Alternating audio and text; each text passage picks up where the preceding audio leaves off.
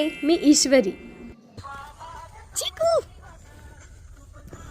आलो, घरी आलो. चल, हे बघ घर आलो.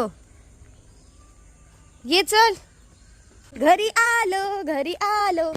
तर चिकू खूपच घाबरलेला, त्यामुळे एकदा त्याच्या काय ते जीवात जीव आला ह्या घरी आल्यानंतर.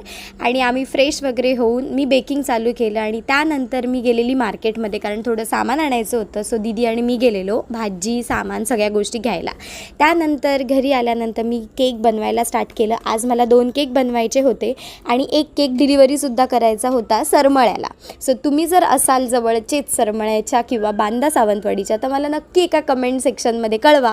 तर इकडे मी मस्त ब्लॅक फॉरेस्ट फ्लेवरचा केक करायचा होता त्यांचा, जो होता ऑलमोस्ट 2.5 ते 3 किलोचा आणि खूप छान बनला आहे केक. तुम्हाला एंडला समजेलच केक, तुम्ही व्हिडिओ जर एंडपर्यंत बघितला तर.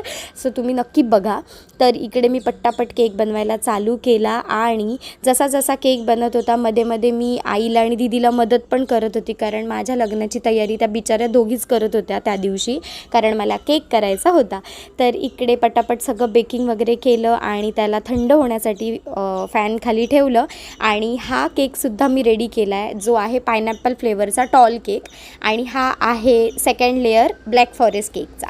तो इथे हा केक जो बनला ना, हा त्यांना खूप आवडला. त्यांनी मला फीडबॅक पण दिला नंतर. आणि हे माझे डेली कस्टमर्स होते आणि हे जे कस्टमर होते ह्या केकचे ते नवीन होते. सो मला थोडीशी धाकधूक होती की त्यांना कसा आवडेल की नाही आवडेल केक, बट त्यांनासुद्धा खूप आवडला.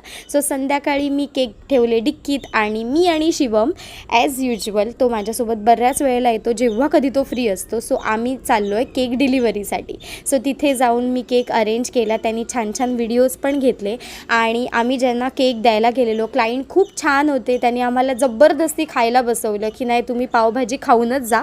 सो आम्ही त्यांचा आदर करत 2-2 पाव खाल्ले. छानपैकी भाजी खूप टेस्टी बनलेली आणि आम्ही रिटर्न आलो. तर आज रात्री दीदी चालली आहे रिटर्न तिच्या सिरियलच्या शूटसाठी, कारण तिचे दिवस संपले सुट्टीचे. सो तिला आम्ही बाय बाय केलं आणि आपापल्या घरी गेलो. चलो बाय.